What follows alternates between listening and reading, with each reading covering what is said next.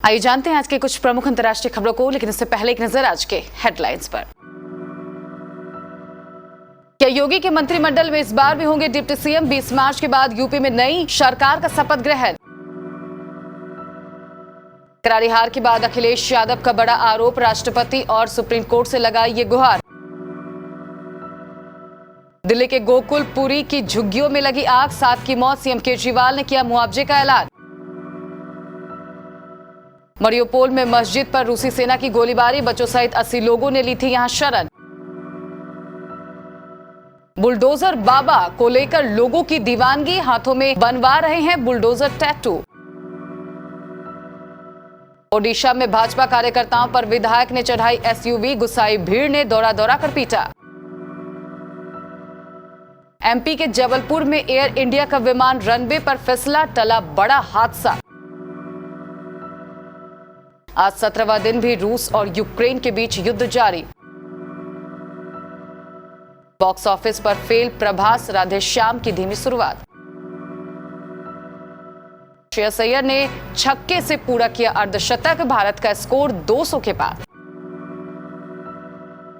उत्तर प्रदेश में बीजेपी को बड़ी जीत मिली है। बीजेपी गठबंधन ने 403 सीटों वाले विधानसभा में 273 सीटों पर कब्जा किया है। सूबे में 20 मार्च के बाद नई सरकार का शपथ ग्रहण हो सकता है। इसके साथ ही योगी आदित्यनाथ एक बार फिर यूपी के मुख्यमंत्री बन जाएंगे। ये तो तय है कि योगी आदित्यनाथ ही यूपी के फिर से मुख्यमंत्री बनेंगे, लेकिन उनके मंत्रिमंडल से क्या फिर से डिप्टी सीएम भी होंगे? अगर होंगे तो फिर कितने? 2, 3 या फिर ये संख्या 4 तक जा सकती है। योगी की पिछली सरकार में केशव प्रसाद मौर्य और दिनेश शर्मा 2 डिप्टी सीएम थे। मौर्य पिछड़ी जाति के कोटे से थे, शर्मा ब्राह्मण कोटे से डिप्टी सीएम बनाए गए थे। ये लगभग तय है कि दिनेश शर्मा इस बार योगी के मंत्रिमंडल से बाहर हो जाएंगे। कहा जा रहा है कि संगठन में राष्ट्रीय स्तर पर उन्हें कोई बड़ी जिम्मेदारी दी जा सकती है। बीजेपी ने इस बार उन्हें चुनाव भी नहीं लड़वाया था। दूसरे डिप्टी सीएम केशव प्रसाद मौर्य चुनाव हार चुके हैं, लेकिन पार्टी फिर भी उन्हें जिम्मेदारी देने के मूड में है। यूपी विधानसभा चुनाव में भारतीय जनता पार्टी के हाथों मिला करारी शिकस्त के बाद समाजवादी पार्टी के अध्यक्ष अखिलेश यादव ने ट्वीट कर ईवीएम पर सवाल खड़ा किया है। अखिलेश यादव ने अपने आधिकारिक ट्विटर हैंडल पर ट्वीट किया और लिखा, ईवीएम बदले जाने को लेकर एक चुनाव अधिकारी की किसी से बात की जो ऑडियो रिकॉर्डिंग सोशल मीडिया पर चल रही है। उच्चतम न्यायालय और राष्ट्रपति महोदय उसका संज्ञान ले। वह सरकार संबंधित व्यक्ति को तुरंत संपूर्ण सुरक्षा दे। किसी एक व्यक्ति का जीवन हमारे लिए सरकार बनाने से ज्यादा अहम है। बहरहाल चुनावी नतीजे के दौरान समाजवादी पार्टी के सुप्रीमो अखिलेश यादव ने ईवीएम मशीन में धांधली को लेकर कई आरोप लगाए थे। वहीं अब उन्होंने एक कथित ईवीएम बदले जाने की चुनाव अधिकारी की ऑडियो रिकॉर्डिंग को लेकर भी ट्वीट किया है। राष्ट्रीय राजधानी दिल्ली के उत्तर पूर्वी इलाके गोकुलपुरी स्थित झुग्गियों में देर रात भीषण आग लग गई। आग से जलकर 7 लोगों की मौत हो गई। झुग्गियों में आग लगते ही चारों तरफ अफरा तफरी मच गई। झुग्गियां जलने पर चारों तरफ धुआं फैल गया। सूचना मिलने पर दमकल की करीब 13 गाड़ियां मौके पर पहुंची और आग पर काबू पाने के लिए कई घंटे तक मशक्कत करनी पड़ी। इस भीषण आग में तकरीबन 60 झुग्गियां जल गई है। इस बीच दिल्ली के मुख्यमंत्री अरविंद केजरीवाल ने घटना पर दुख जताया है और कहा है कि घटना में जिन 18 साल से ज्यादा की उम्र के लोगों की जान गई है, उनके परिजनों को 10 लाख रुपए का मुआवजा दिल्ली सरकार देगी। घटना में मृतक बच्चों के परिजनों को भी 5-5 लाख रुपए और जिनकी झुग्गियां जल गई है उन्हें 25-25 हजार रुपए दिए जाएंगे। रूस और यूक्रेन के बीच लगातार 17वें दिन भी जंग जारी है। दोनों देश एक दूसरे के सामने झुकने के लिए तैयार नहीं है। कीव को तबाह करने के लिए रूस फाइनल तैयारी में लगा है। कई देशों द्वारा प्रतिबंध लगाए जाने के बावजूद रूसी सैनिक यूक्रेन पर बम बरसाने से बाज नहीं आ रहे हैं। इसी बीच मीडिया रिपोर्ट के अनुसार अमेरिकी प्रशासन ने रूसी राष्ट्रपति पुतिन के प्रवक्ता पर पाबंदी लगा दी है। वहीं इंटरनेशनल कोर्ट में भी रूस को घेरने की तैयारी जारी हो रही है। यूक्रेन के विदेश मंत्रालय ने कहा है कि रूसी सेना ने यूक्रेन के बंदरगाह शहर मारियोपोल में एक मस्जिद पर गोलीबारी की है, जहां तुर्की के नागरिकों सहित 80 से अधिक वयस्कों और बच्चों ने शरण ली है। मंत्रालय ने दावा किया है कि मारियोपोल में सुल्तान सुलेमान की बनाई मस्जिद पर रूस ने आक्रमण किया है।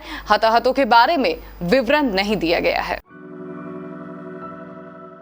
उत्तर प्रदेश विधानसभा चुनाव 2022 में अपराधियों और माफिया के खिलाफ बुलडोजर चलाने का स्लोगन दिया गया था। इस बुलडोजर को योगी आदित्यनाथ ने अपने चुनावी भाषणों में जमकर भुनाया भी। उनके समर्थकों ने उन्हें बुलडोजर बाबा का नाम भी दे दिया। अब चुनाव में बहुमत से सत्ता में लौटे योगी आदित्यनाथ खुद तो हिट हो ही गए, साथ ही उनका बुलडोजर भी सुपर हिट रहा। अब जनता बुलडोजर टैटू बनवाकर योगी आदित्यनाथ का स्वागत कर रही है। ओडिशा के खुर्दा जिले में सत्तारूढ़ बीजू जनता दल के एक निलंबित विधायक ने भारतीय जनता पार्टी कार्यकर्ताओं के जुलूस में कथित तौर पर अपनी एसयूवी चला दी। इस हादसे में पुलिस निरीक्षक सहित 24 लोग घायल हो गए। 5 की हालत नाजुक बताई जा रही है, जिनके बाद गुस्साई भीड़ ने विधायक को दौड़ा कर पीटा, साथ ही विधायक की गाड़ी पर आग लगा दी। पुलिस ने इलाके में पुलिस बल को बढ़ा दिया है। मध्य प्रदेश के जबलपुर में डुमना एयरपोर्ट पर बड़ा हादसा होते होते बच गया। दिल्ली से आ रही flight alliance air ATR 72-600 landing के दौरान रनवे पर फिसल गई। बाद में नियंत्रण का सब कुछ ठीक जरूर किया गया, लेकिन 35 यात्रियों की जान जोखिम में आ गई थी। अभी के लिए सभी सुरक्षित हैं। ये घटना दोपहर 1:13 की है, जब दिल्ली से आ रही एयर इंडिया की फ्लाइट को डुमना एयरपोर्ट पर लैंड करना था। अब जब फ्लाइट हवाई पट्टी पर उतरने वाली थी, तब पायलट ने नियंत्रण खो दिया और विमान रनवे से फिसल गया। बाद में तुरंत अपनी सूझबूझ से पायलट ने विमान को फिर नियंत्रण में लाया और सभी यात्री सुरक्षित कर लिए गए। रूस यूक्रेन के बीच जंग जारी है। आलम यह है कि रूसी सेना अब कीव को घेरने की तैयारी कर रही है। वहीं ओडेसा में सुबह से गोलीबारी जारी है। उधर कीव में भी रूसी सैनिकों ने बमबारी की। उधर अमेरिका ने रूस की घेराबंदी के लिए 12,000 फौजी भेज दिए हैं। वहीं यूक्रेन के लुट्स्क में रूसी सेना ने गोलीबारी की। इसमें 4 सैनिकों की मौत हो गई, जबकि 6 लोग घायल हो गए। जिसका डर था वही हुआ, नाम बड़े और दर्शन छोटे। प्रभास की हालिया रिलीज राधे श्याम के लिए ये मुहावरा एकदम सटीक बैठता है। वो फिल्म जिसका सभी बेसब्री से इंतजार कर रहे थे, उसका ये हाल होगा किसी ने सोचा नहीं होगा। खैर, मुद्दे पर आते हैं। बताते हैं कि प्रभास की फिल्म राधे श्याम का बॉक्स ऑफिस कलेक्शन पहले दिन कैसा रहा। प्रभास की राधे श्याम पहले ही दिन बॉक्स ऑफिस पर ढेर हो गई है। 350 करोड़ के बजट में बनी फिल्म पहले ही दिन फुस साबित होगी, इसकी किसी ने कल्पना नहीं की होगी। खबरों के मुताबिक राधे श्याम ने पहले दिन बम्पर कमाई के बजाय खाक छानी। फिल्म ने हिंदी में बस 450 करोड़ कमाए। ट्रेड एक्सपर्ट्स का अनुमान था कि राधे श्याम पहले दिन 5 से 6 करोड़ का बिजनेस करेगी। रिलीज होने के बाद से जिस तरह राधे श्याम ने हर किसी की उम्मीदों पर पानी फेरा है, ठीक वैसे ही फिल्म के कलेक्शन ने निराश किया है।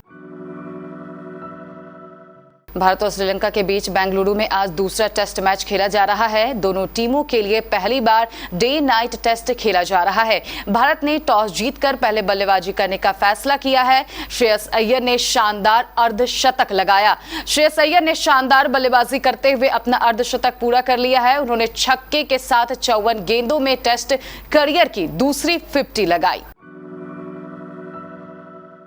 अंतर्राष्ट्रीय खबरों के बाद स्थानीय खबरों को जानने के लिए चलेंगे प्राइम स्टूडियो।